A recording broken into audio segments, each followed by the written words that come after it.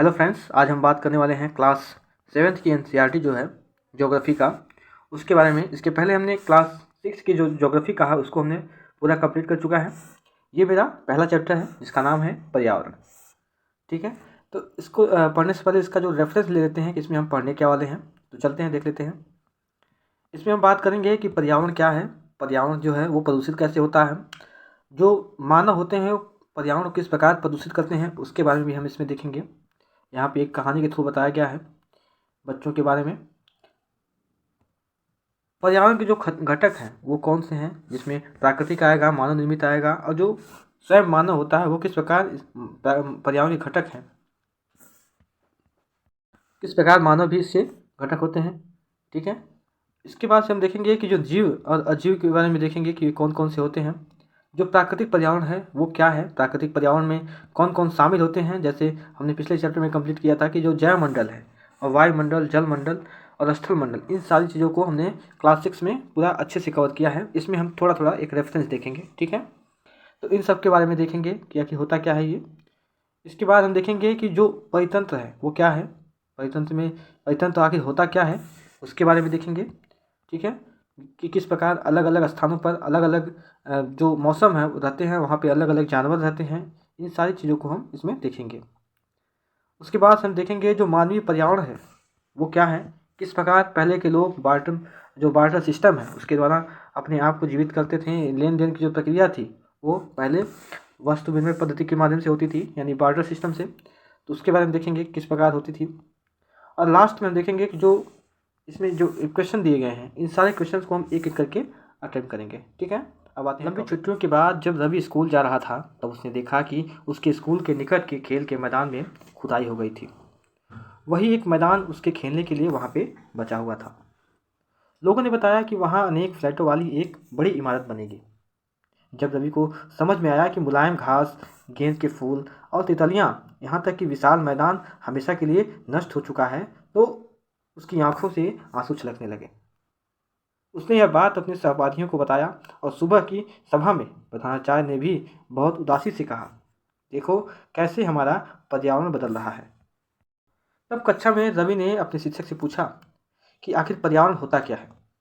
शिक्षक ने कहा कि जो कुछ भी अपने आसपास आप देखते हो वही पर्यावरण है।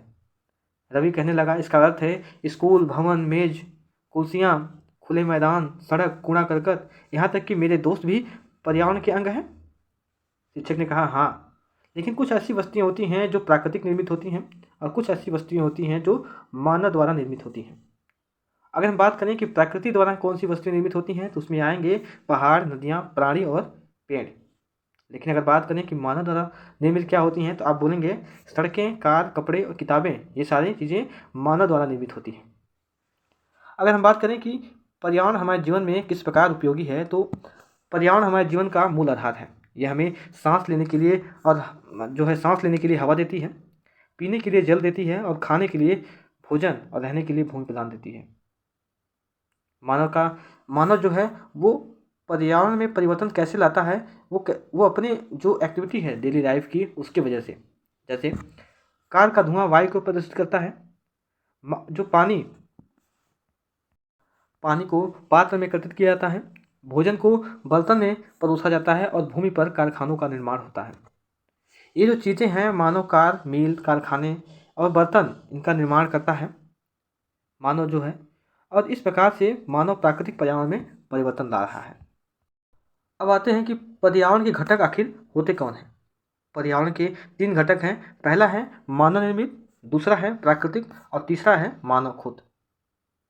अगर हम मानव निर्मित की बात करें तो उसमें आता है इमारतें, पार्क, पुल, सड़कें, स्मारक और जो मिलें बनी होती हैं, यानी ऐसी वस्तुएं जो मानव खुद बनाता है, जिसमें इमारतें बनाता है मानव, पार्क बनाता है, पुल बनाता है, सड़कें बनाता है। इन सारी चीज़ों को मानव खुद निर्मित करता है। अगर हम प्रकृति की बात करें तो उसमें जल आ जाएगा, वायु आ जाएगा, स्थल मंडल आ जाएगा, और जो जैवमंडल है, जैवमंडल के बारे में हमने बताया है आपको कि जो कॉम्बिनेशन होता है स्थल, जल और वायु का, उसको कहते हैं जैवमंडल। ये जो है ये पर्यावरण के घटक हैं प्राकृतिक रूप से। अब हम देख लेते हैं कि जो मानव होते हैं, मानव में कौन कौन से आते हैं। मानव में आता है कि जैसे ये एक व्यक्ति है, व्यक्ति से बनता है परिवार, परिवार से बनता है समुदाय और समुदाय से धर्म का निर्माण होता है। जो शैक्षिक अवस्था है, आर्थिक अवस्था है और जो पॉलिटिकल स्थिति है, स्टेबिलिटी यानी कि राजनीतिक स्थिति, वो भी मानव द्वारा ही होती है, यानी मानव ऐसा करता है। तो ये हो जाएंगे पर्यावरण के घटक। क्लियर है।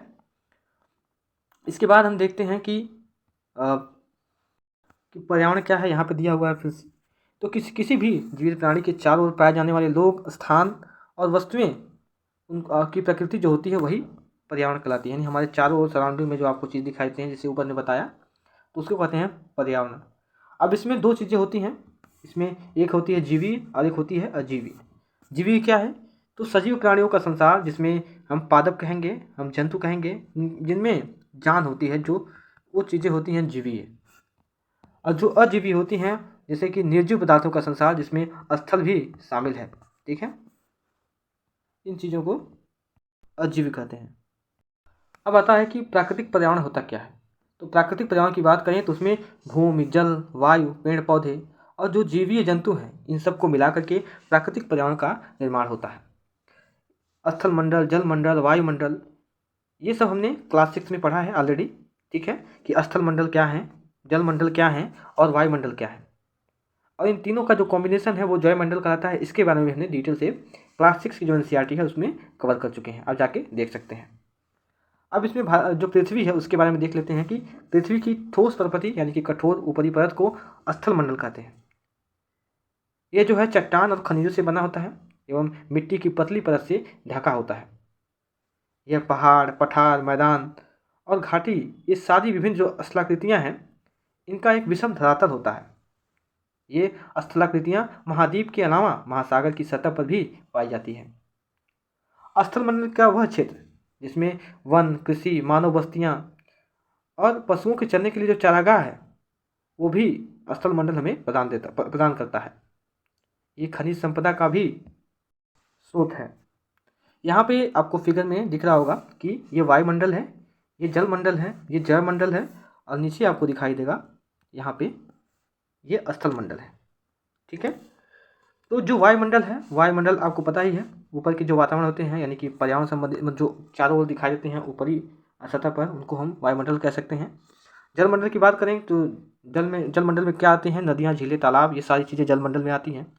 और स्थल मंडल के बारे में हमने बता दिया कि जो चीज़ें, ये पहाड़, ये सब दिखाई देती हैं, वे स्थल मंडल के अंतर्गत आती हैं। लेकिन जो इन तीनों का कॉम्बिनेशन होता है उसको कहते हैं ये जैवमंडल। ठीक है, तो एक बार देख लेते हैं कि जलमंडल के बारे में देख लेते हैं एक बार कि जल के क्षेत्र को जलमंडल कहते हैं। ये जल के विभिन्न स्रोत हैं, जिसमें नदियाँ, झील, समुद्र, महासागर और जैसे विभिन्न जलाशयों से ये मिलकर बनता है। यह सभी प्राणियों के लिए आवश्यक है। पृथ्वी के चारों ओर फैली वायु की पतली परत को वायुमंडल कहते हैं, जैसा हमने ऊपर बताया आपको, यहाँ पे यह वाला इलाका। ठीक है, तो इसको कहते हैं पृथ्वी का गुरुत्वाकर्षण बल अपने चारों ओर के वायुमंडल को थामे रखता है। यह सूर्य की झुलसने वाली जो गर्मी है और जो हानिकारक परावैंगनिक किरणें आती हैं, उनसे भी हमारी रक्षा करती है। कई प्रकार के गैस, धूलकण एवं जलवाष्प यहाँ पे उपस्थित होते हैं, यानी कि वायुमंडल में ऐसी सारी चीज़ें उपस्थित होती हैं। वायुमंडल में परिवर्तन होने से मौसम और जलवायु में भी परिवर्तन होता है। पादप एवं जीव जंतु मिलकर के जैवमंडल का निर्माण करते हैं।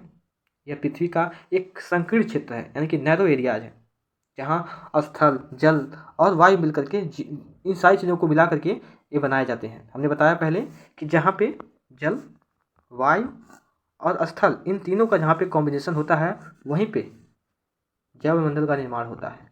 ठीक है, इस बातों को हमने, इन सारी चीज़ों को हमने क्लास 6 में देख लिया है। अब आता है कि पाइतंत्र होता क्या है। तो जो रवि है, कहानी का जिक्र हमने किया था पहले ही कि रवि की कक्षा की एक NCC कैंप में जिस चीज़ से आश्चर्य रूप से कहता है कि कितनी मूसलाधार वर्षा हो रही है। इससे मुझे अपने केरल याद आ गया, यानी कि जहाँ पे उतरता है केरल, उसका नाम, राज्य का नाम है। तुम सबको आकर यहाँ पे देखना चाहिए कि कैसे हरे भरे खेत एवं नारियल के बागान, यहाँ पे लगातार बारिश होती रहती है। तभी जो जैसलमेर का रहने वाला हीरा है, वो भी आश्चर्य से कहा कि हमारे यहाँ वर्षा तो होती ही नहीं है, हमें तो दूर दूर तक केवल कीकर और रेत दिखाई देते हैं। लेकिन वहाँ ऊँट तो भी मिलते हैं। रवि ने कहा ऐसा बात। हीरा ने कहा कि ऊँट तो मिलेंगे ही, जब जब तुम हमारे रेगिस्तान आओगे तो तुम्हें सांप, छिपकली और अनेक जो कीट हैं वो भी आपको देखने को मिलेंगे। रवि हैरत में पड़ गया। विभिन्न स्थानों पर पाए जाने वाले जीव जंतु, वनस्पति एवं लोगों के रहन सहन के तरीके इतने भिन्न क्यों हैं, उसके दिमाग में ऐसा चलने लगा।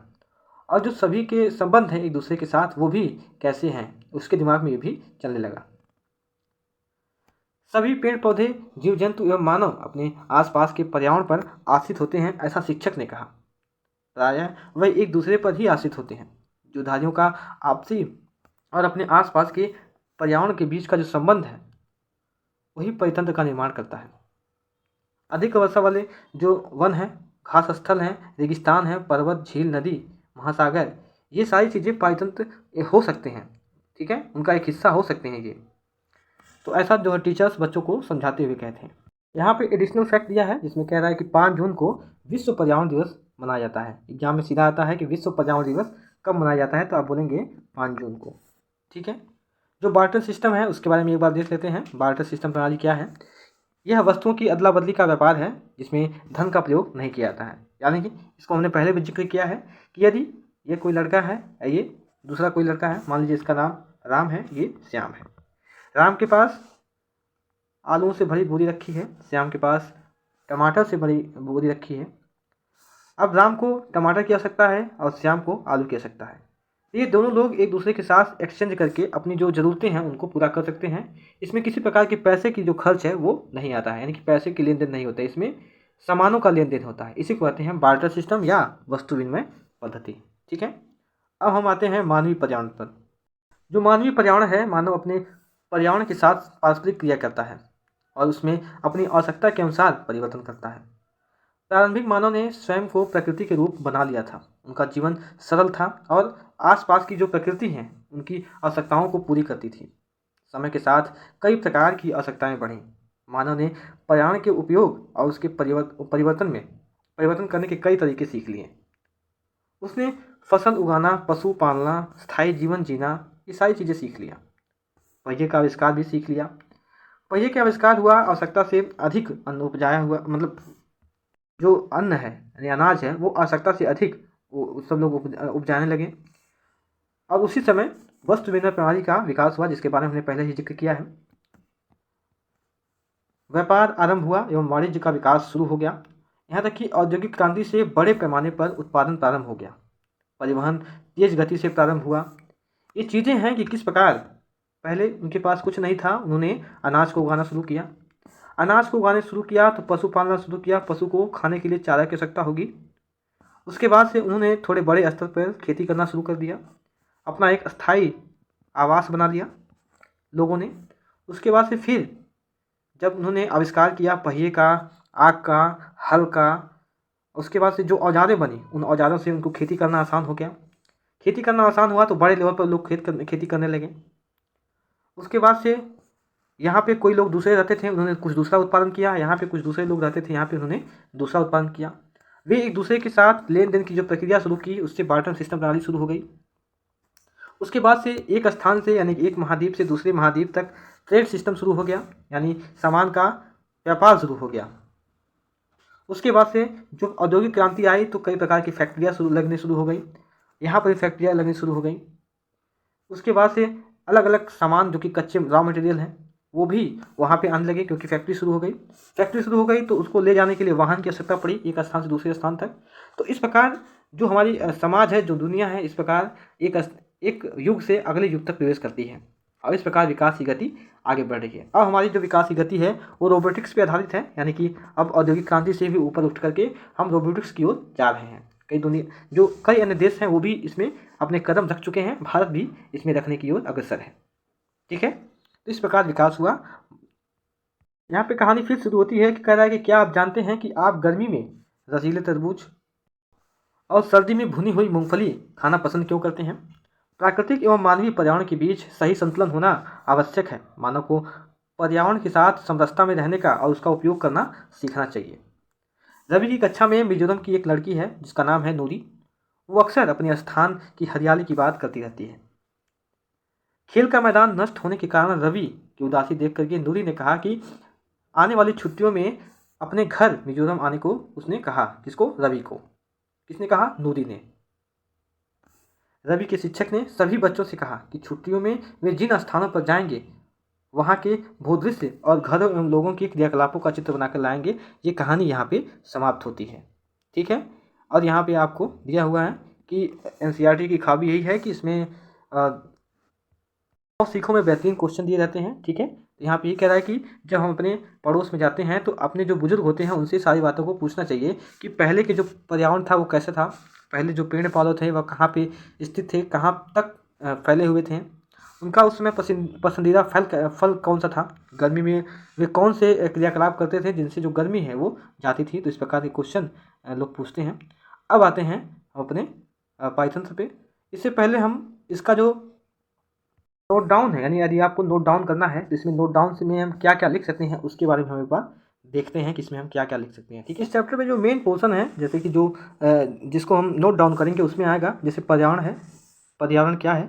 तो जो कुछ भी चीज़ें हम अपने आसपास देखते हैं, यानी जो हमारे चारों ओर घिरा है, जिसमें स्थान आएगा, वस्तुएं आएंगी, प्रकृति आएंगी, उनको हम कहेंगे पर्यावरण। ठीक है। ये दो तरीके से बने होते हैं, पहला प्राकृतिक रूप और दूसरा मानव द्वारा।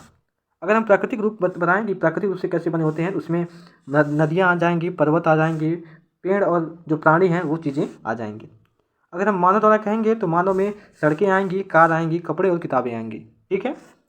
अब इसमें हम बात करें कि पर्यावरण हमें क्या देते हैं। तो पर्यावरण हमें सांस लेने के लिए हवा देते हैं, पानी पीने के लिए जल देते हैं और भोजन देते हैं और भूमि भी प्रदान करते हैं। ठीक है, रहने के लिए।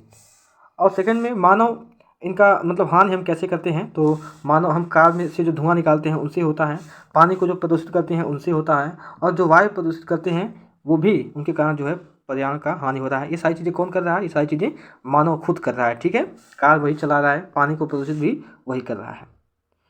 उसके बाद से आएंगे कि जो पर्यावरण के घटक हैं वो कौन कौन से हैं। तो आप बोलेंगे कि पहला हो गया प्राकृतिक, दूसरा मानव निर्मित और तीसरा मानव। अगर हम प्रकृति में बात करें तो उसमें वायु आएगा, जल आएगा, स्थल आएगा, यानी कि वायुमंडल, जल मंडल, स्थल मंडल, ये सारी चीज़ें प्रकृति में आएंगी। ये किसकी बात कर रहे हैं? पर्यावरण के घटक की बात कर रहे हैं। और अगर हम बात करें कि मानव निर्मित, तो मानव निर्मित में इमारतें आएंगी, पार्क आएगा, पुल, सड़कें, औद्योगिक स्मारक, ये सारी चीज़ें हमने फिगर में देखा है, पीछे चैप्टर कंप्लीट किया हूँ उसमें बताया कि फिगर इसमें दिया हुआ है कि कौन कौन सी चीज़ें इसमें आएंगी। यहाँ मानव द्वारा कौन सी होती हैं। तो मानव व्यक्ति बनाता है परिवार से समुदाय, धर्म, शैक्षिक, आर्थिक, राजनीति, ये सारी चीज़ों को हमने बताया है ऊपर। अब मैं ये बता रहा हूँ कि जो नोट डाउन आप करेंगे इस चैप्टर में मुश्किल से एक पेज में आ जाएगा। ठीक है। तो अब हम बात करते हैं कि जो जीवी वस्तुएं हैं वो क्या हैं। तो सजीव प्राणियों के का जो संसार है, जिसमें पादप और जंतु आते हैं, उन्हें हम जीवी वस्तु कहते हैं। अजीवी की बात करें तो इसमें निर्जीव वस्तुएं आती हैं, जैसे स्थल हो गया। प्राकृतिक पर्यावरण क्या है? तो जिसमें भूमि, जल, वायु, पेड़ पौधे और जीव जंतु, इन सब से जो बना होता है उनको कहते हैं प्राकृतिक पर्यावरण। ठीक है। स्थल मंडल की बात करें तो पृथ्वी की ठोस प्रकृति को कहते हैं, वे चट्टान और खनिज से मिलकर बने होते हैं। यहाँ पे वन, कृषि और मानव बस्तियों के लिए भूमि, चारागाह, यहाँ पे सारी चीज़ें उपलब्ध रहती हैं। ठीक है, स्थल मंडल पे। अगर हम जल मंडल की बात करें तो इसमें नदियाँ, झीलें, समुद्र, महासागर, इन सारी चीज़ों से जल मंडल का निर्माण होता है। अगर हम वायुमंडल की बात करें तो पृथ्वी के चारों तरफ फैली एक पतली परत होती है जिनको हम कहते हैं वायुमंडल। हमने पीछे पढ़ा कि ये किस प्रकार हमारे जो परावैंगनिक किरणें सूर्य से निकलती हैं उनसे हमारी रक्षा करती हैं। यहाँ पे जो हानिकारक गैसें होती हैं उससे भी हमारी रक्षा करती हैं। ठीक है। उसके बाद हम देखेंगे कि जो पारितंत्र है, यानी कि पारितंत्र जहाँ पे समस्त जीवधारी आपस में एक दूसरे के साथ मिलकर रहते हैं, यानी कि जैसे हम बात करें कि ये जल है, ये जो है स्थल है, और ये जो है ये वायु है। तो ये जो बीच का स्थान आपको दिखाई दे रहा है, ये वाला यही है पारितंत्र, जहाँ पे तीनों चीज़ें आपस में मिल करके रहती हैं। ठीक है। यहाँ पे हाथी भी रह सकता है, यहाँ पे जानवर रह सकते हैं, यहाँ पे मनुष्य रह सकते हैं, यहाँ पे पेड़ पौधे, यानी कि सारी चीज़ों का जो कॉम्बिनेशन है उनसे जो है पारितंत्र का निर्माण होता है। हमने बार्टर सिस्टम की प्रणाली के बारे में भी देख लिया है कि बार्टर सिस्टम है क्या, यानी कि वस्तु विनिमय प्रणाली बेसिकली होता क्या है कि वस्तुओं की जो अदला बदली होती है उसके होता है। ये कब की जाती थी? तो पहले की जाती थी जब रुपए और पैसे का जो चलन था वो नहीं था, तो उस समय ये जो बार्टर सिस्टम है यानी कि वस्तु विनिमय प्रणाली वो उस समय चलती थी। अब हम आते हैं अभ्यास प्रश्न पे। इसमें जो पहला क्वेश्चन है वो क्या है कि पारितंत्र क्या है। तो आप बोलेंगे जिसमें समस्त जीवधारी रहते हैं या निवास करते हैं उन्हें हम कहेंगे पारितंत्र। ठीक है, हमने पीछे भी देखा। सेकेंड क्या है कि प्राकृतिक पर्यावरण से आप क्या समझते हैं, तो आप बोलेंगे कि जो प्राकृतिक पर्यावरण है वो किन से बना होता है, तो वो भूमि से बना होता है, वो जल से बना होता है। तो भूमि, जल, वायु, पेड़ पौधे, जीव जंतु, इन सारी चीज़ों से जो मिलकर बना होता है उन्हें कहते हैं प्राकृतिक पर्यावरण। ठीक है। अगर हम थर्ड की बात करें तो कह रहा है कि पर्यावरण के प्रमुख घटक कौन कौन से हैं, तो आप बोलेंगे कि पर्यावरण के दो घटक हैं, पहला प्राकृतिक और दूसरा मानव निर्मित। अगर हम प्राकृतिक की बात करें तो उसमें खनिज आ सकता है, भूमि, पेड़ पौधे, पशु पक्षी, ये सारी चीज़ें प्राकृतिक में आएंगी। और जो मानव निर्मित है उसमें यातायात के साधन हो गए, यानी ये कार, मोटर कार, ये सारी चीज़ें, और जो संचार के साधन हैं वो सारी चीज़ें मानव निर्मित में आ जाएंगे। ठीक है। अगर हम चौथे क्वेश्चन की बात करें तो वो क्या है कि मानव निर्मित पर्यावरण के 4 उदाहरण बताइए, तो आप बोलेंगे कि जो यातायात के साधन है वो हो गया पहला नंबर। दूसरा क्या है, जो संचार के साधन है जैसे टेलीफोन लाइन्स हो गया, ठीक है, ये हो गया दूसरा। और जो तीसरा है वो क्या हो गया, जो खनिज हो गया। और चौथा क्या हो गया, उद्योग और पार्क। ठीक है, ये सारी चीज़ें हो गई।